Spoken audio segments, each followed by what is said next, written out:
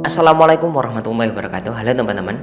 Sebenarnya terkait pondok pesantren, saya sudah pernah membuat video yang menjelaskan bagaimana sih pondok pesantren salaf, pondok pesantren modern, dan pondok pesantren semi modern atau pondok pesantren yang mengkombinasikan sistem pesantren salaf dan sistem pesantren modern.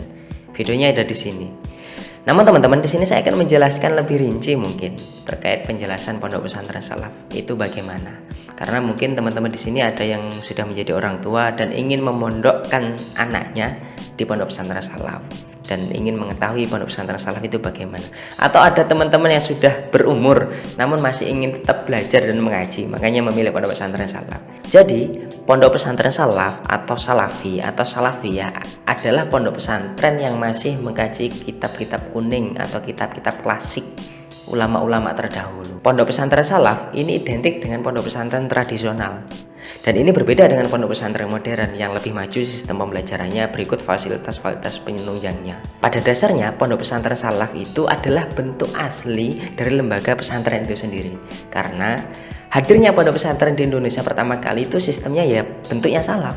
Bahkan kata salaf itu berasal dari bahasa Arab yang berarti tradisional atau terdahulu. Maka nggak heran pondok pesantren salaf itu sangat menjunjung tinggi ketradisionalan dan mengamalkan ajaran-ajaran ulama terdahulu melalui kitab-kitab kuning. Namun seiring perkembangan zaman, al-muhafadzatu ala qadimi shalih wal ahdu bil jadidil aslah. Tidak sedikit pondok pesantren salaf itu sudah beradaptasi, sudah mengkombinasikan sistem-sistem modern dalam pelaksanaan pesantren salafnya, dalam pembelajaran pesantren salafnya. Untuk metode belajar mengajar di pondok pesantren salaf itu ada sistem sorogan wetonan atau sorogan bandongan. Untuk sistem sorogan yaitu sistem talaki teman-teman. Jadi santri ini berhadapan langsung dengan ustadznya. Dia mengkaji kitabnya langsung di hadapan ustadz. Ketika dia salah membaca atau salah mengartikan, si ustadz ini langsung membenarkan kesalahan tersebut di tempat itu juga. Itu sistem sorogan.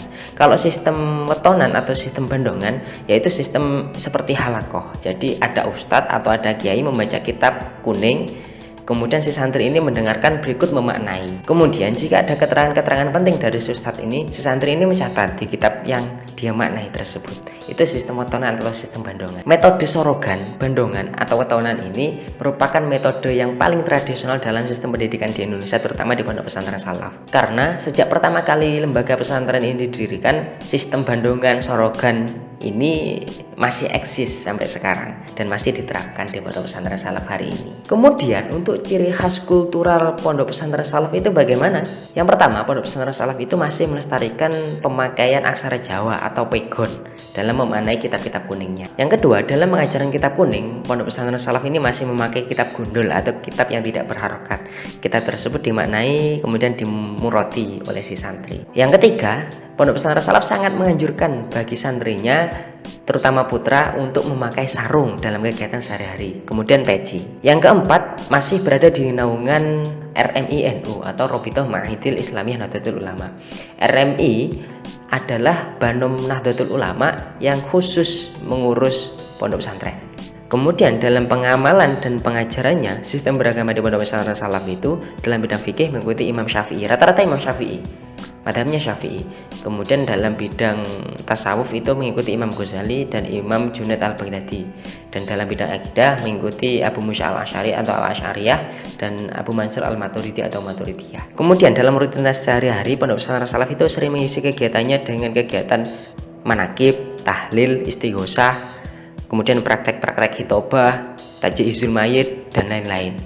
Kemudian untuk ciri khas pondok pesantren salaf itu tidak memilih-milih santri, tidak ada seleksi. Yang penting ada kuota, ya silahkan masuk. Semuanya tanpa ada batasan umur, tanpa ada batasan usia. Selama ingin masih belajar, selama ingin mengaji, ya silahkan masuk di pondok pesantren. Kemudian untuk ciri khas keilmuan pondok pesantren salaf, rata-rata santri pondok pesantren salaf itu menguasai literatur klasik keislaman. Kitab-kitab klasik, kitab-kitab kuno zaman dahulu atau zaman yang sudah maju, yang khalafiyah, santri-santri salaf itu menguasai karena yang dikaji itu yaitu. Kemudian santri-santri salaf itu sangat menguasai juga dalam hal gramatikal Arab, nahwu sorofnya, karena dalam pemaknaannya tarkib nahwu sorof dan lain sebagainya, grammar Arab itu tidak pernah ditinggalkan. Dan sanad keilmuannya itu dapat dipertanggungjawabkan. Artinya keilmuan yang dia terima dari gurunya dari gurunya masih sambung sampai Nabi Muhammad, sambung pada Allah.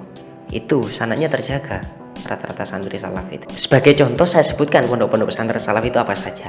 Ada pondok pesantren Lirboyo yang induk. Ada pondok pesantren Al-Alman Sarang. Ada pondok pesantren Sidogiri. Ada pondok pesantren Ploso. Ada pondok pesantren Cidahu Pandeglang. Ada pondok pesantren Api Tegalrejo. Dan banyak lagi pondok pesantren yang berada di bawah naungan RMI NU. Jadi itu teman-teman penjelasan saya terkait pondok pesantren salaf. Semoga bermanfaat dan menjawab kepenasaran teman-teman terkait pondok pesantren salaf itu bagaimana. Yang jelas berbeda. Yang jelas pesantren salaf itu masih tradisional, berbeda dengan sistem yang lebih modern. Sekali lagi masih tradisional. Cukup sekian, kurang lebihnya mohon maaf. Wassalamualaikum warahmatullahi wabarakatuh.